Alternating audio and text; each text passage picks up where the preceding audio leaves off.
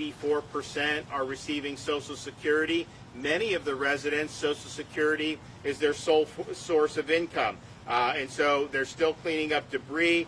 People are still trying to find stable housing. You know, people have gotten into rental units. Some people are staying with friends. But it's not just it's not that easy to just pick up and move to a new home, particularly in a state like Florida where there's a lot of demand for this. And then also you look at all the inflation that we've seen.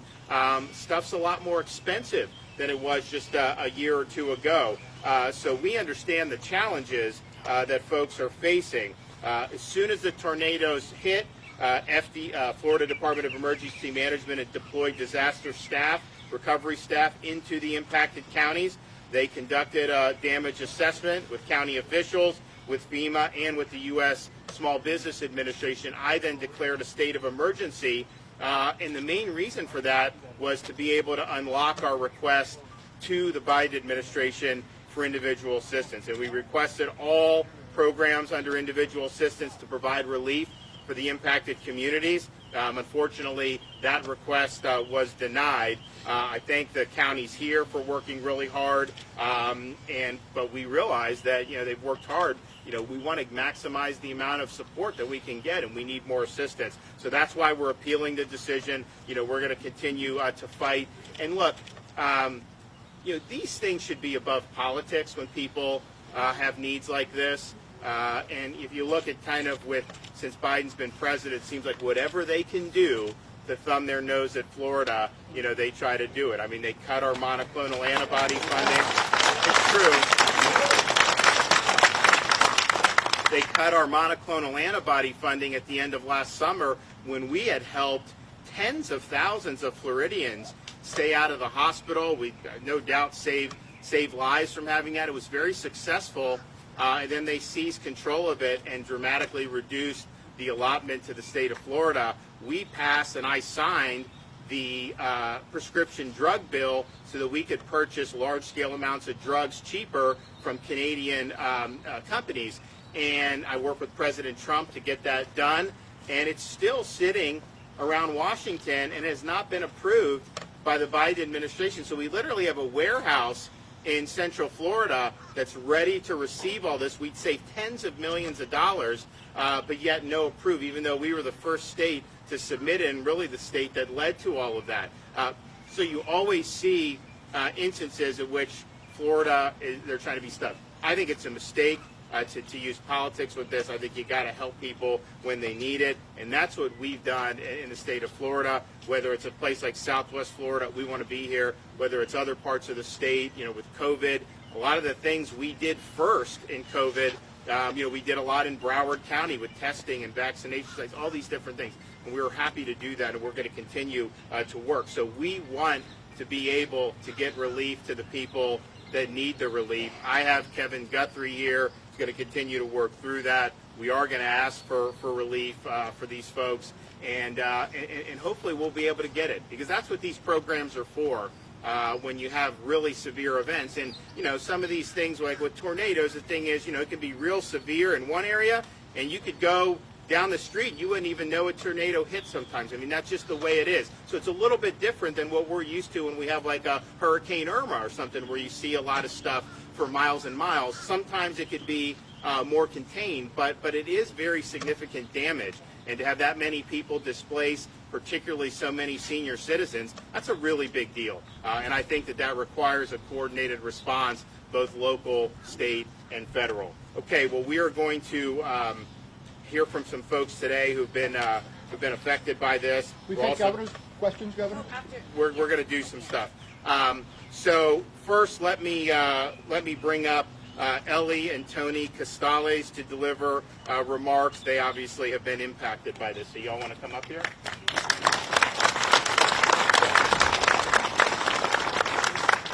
Good morning, everyone.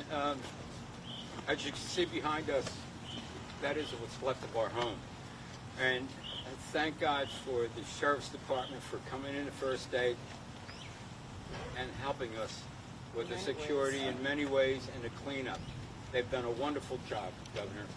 And we're working on getting our homes started to get it repaired, because we love it here. and the people in this park are very good. Thank you. All I can say is that we're very much devastated when this happened. We just couldn't believe it, and for weeks you don't know what's happened. You don't know if the insurance company's going to come through. You don't know if you can get a contractor you trust or a roofer. But thank God we're able to do that.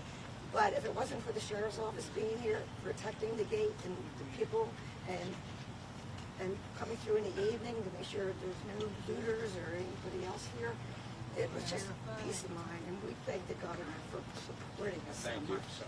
Of course.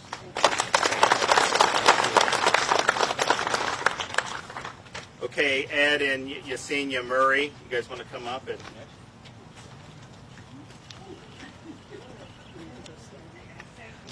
Good morning. We're from Cottage Point, and the unique feature in Cottage Point is my house is laying on its roof. It turned over, completely turned over. For an hour or two, I didn't know where my daughter was, and for 7 hours, I couldn't find my puppy. It was frightening. It was the most frightening thing that has ever happened to me. And then to have some government agency tell you it's not a tragedy. 22 years of memories, your children, your pets, all endangered. This has got to be wrong. There is something definitely wrong with the logic in Washington, D.C. We the people, we have to stand up for our rights. Here in Florida, we have many, many senior citizens. And in the subdivision I was in, many of them were senior citizens. And they were walking around in a daze that first day. And then we got together, and we're going to stay together, and we're going to stay with the governor. Thank you.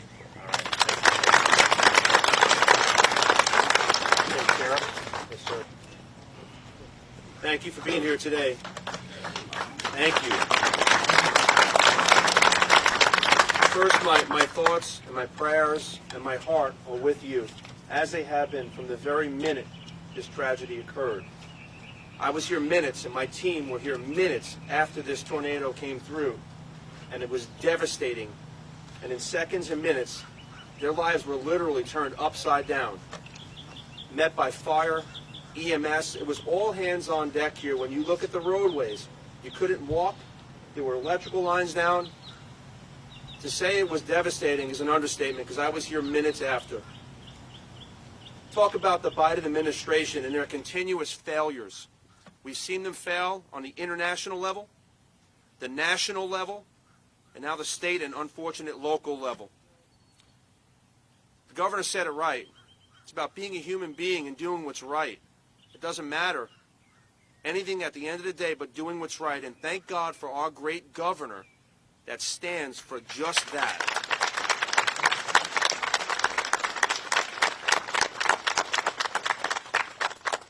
Governor, thank you for taking time out of your insanely chaotic schedule, and I know that for fact. Constant communication from the very minute this happened. Our governor's office was in touch. Anything that we needed, he was there. And those are critical tools for me to get our job done. Our county commission, our county manager, all hands were on deck. And I'm going to tell you right now, we are going to do what's right. We are going to stand with you because we have a leader that's going to make certain of it. God bless all of you for being here today. I mean that.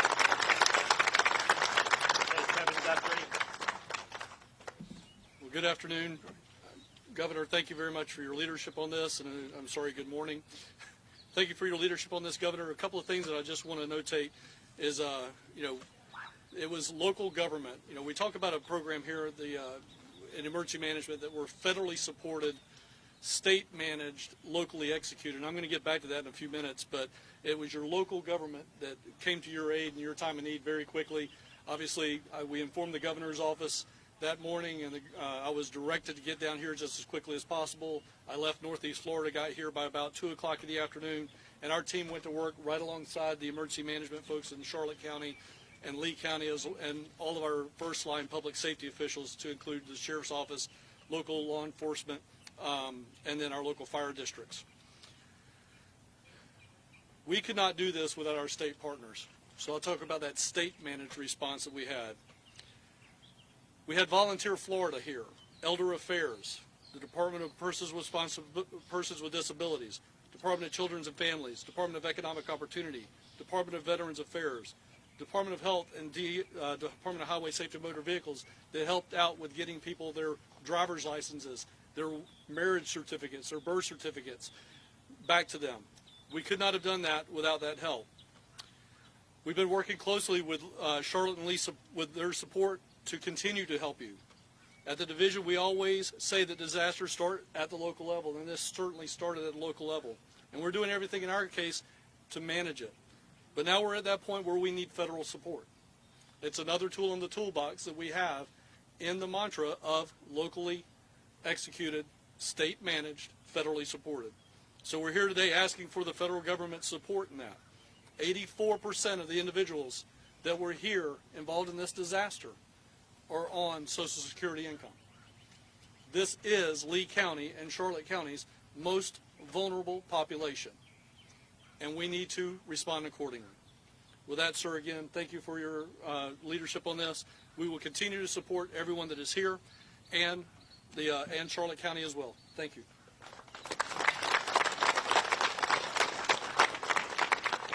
When you have situations like this, I mean, obviously the protecting life is first and foremost. And when it first came through, you know, we were holding our breath because we feared that you could have significant number of fatalities. Fortunately, that didn't happen. Obviously, you have a lot of destruction. That's a huge thing for somebody to lose the roof over their head. I mean, that the things you take for granted are gone. But another thing that one of, I think Ed said, you know, when you have these, when you have something like that, all the things you've collected throughout your life, like mementos and all this stuff, you know, that stuff could be gone in an instant, and you take for granted. Like I walk around my house, I look at the pictures and stuff, and it's almost like you take it for granted. You take all that stuff away, things that you've had. It's a huge deal. That weighs a lot on people emotionally. So there's a lot that goes into this, and you know, our view is we want to make sure that yes, the sheriffs and the counties, they really worked hard on this. You heard what Kevin said. All these state agencies have been involved in it, and we're happy to do that. But we also want to be able to turn on this individual assistance for folks because I think it'll help them just in terms of the physical and be able to have a place to stay. But I also think it'll help them with peace of mind and with some emotional security. When you've gone through something like this, it's not that easy to do. So these are a lot of senior citizens, a lot of folks, sole source of income is Social Security.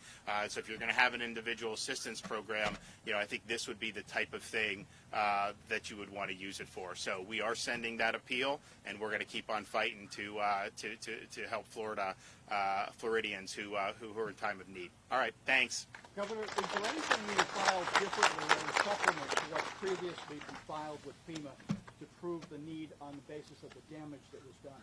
Kevin, did we include additional updated? So what we're going to do is we're going to first of all ensure that all the numbers that we got from the county, both Lee County and Charlotte County, do match.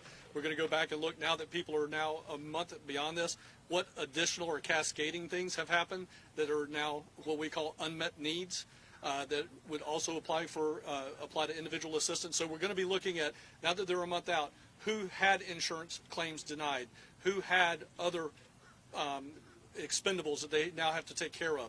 Those are the things that we're going to add to our request in our appeal. And again, we should be probably filing that appeal within the next week or two. Governor DeSantis, as Yep. Can I ask you a question? Yep. The DMV is part of us. We have to change our titles. Excuse me. We have to change our titles, and right now, because of COVID, it's been very strict. I even called that emergency number, but it's of no help. Now, some of these mobile homes are going to have to be changed over. Can we have... Is that Lee County DMV? Or where? It's ultimately Secretary Rhodes. Right. So I'll make sure we get Secretary Rhodes from DHS&B involved in it, and we'll get it taken care of. Okay. They'll help you out. No problem. Governor, as your sign says, so many of these people need relief right now. While you wait on that appeal from FEMA, is there more money the state has that can help out these folks? Well, I've told Kevin, you know, if there's things that we can do, we want to be helpful. But I think the thing is that this individual assistance program is a codified program. You know, you follow, there's eligibility, people could get the money, and it's kind of all above board, and that's what states have relied on for years and years and years. And so that is, I think, the best way to be able to get these folks relief. But if there's other avenues, I want Kevin to be exhausting those avenues. But certainly we believe the federal support is something that should come. And can you talk to what some of those other avenues might be? I know you said. Well, I'll do. You want to do?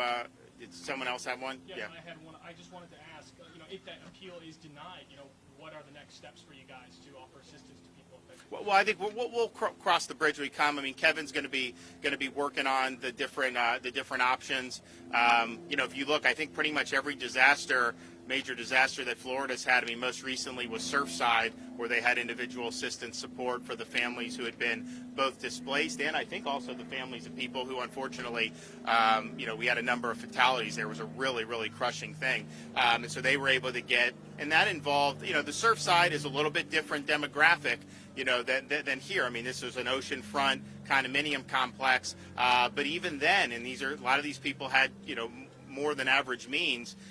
When you get displaced like that, getting some short-term relief can really go a long way. And then if you look at Irma, if you look at Michael, if you look at those other big events, all had the individual assistance. And so that's always been a key component when you have these really significant disasters. And again, this may have been contained, but where it hit was really, really impactful.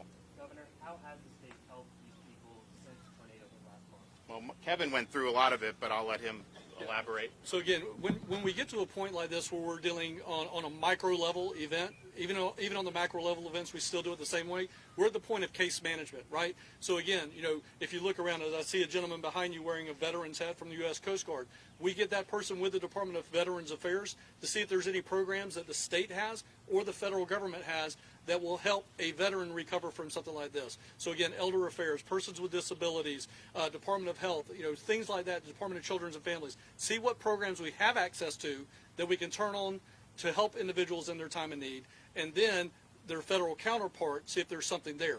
But again, at the end of the day, what would certainly help fast track a lot of that and be a supplement will be the help that the Federal Individual Assistance Program provides. And because of the decline, how has that kind of slowed down the recovery here? I would say right now it hasn't necessarily slowed down the recovery, because I know that the local emergency management and state emergency management, the state emergency response team works regardless if we're going to get that declaration or not. We're going to continue to work and help people the way we can. What will slow down is the appeal process. Obviously, it can take up to 30 days.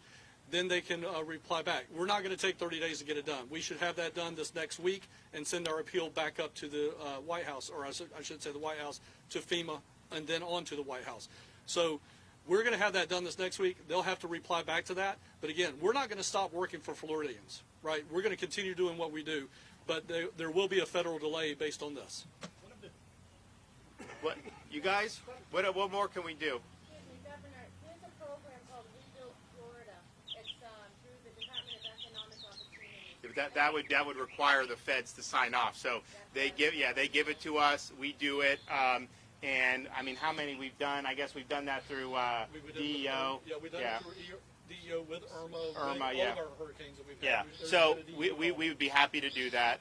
But that is a federally authorized and then state executed program, that we're able to do. Yes, sir. These people need their money before the federal ever comes in and the appeal ever goes. They need it now. They can't wait. I was lucky, but a lot of these. You live here too? You live in this area, in this one? I live in this part. Okay. And you didn't have a big damage? I didn't have again. Okay. Okay. Yeah. No, I mean, I agree. I think time's important. So, okay. Well, we will.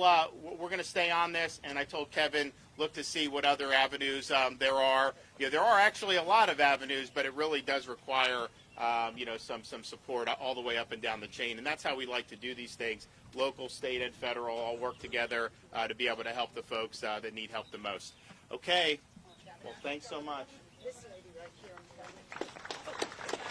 A list of places we can go to, services, like you said, elder care, this and that. Yeah. We don't always know. Yeah. Yeah, well, I think we have the capacity to do that for sure. Yeah, so I'm actually going to get Sandra to come up here because they have a actual telephone number where you guys can call on a local level that we can then connect services either at the local level or at the federal, or I'm sorry, at the state level. So I will have Sandra come up here and give that either that email address or that phone number.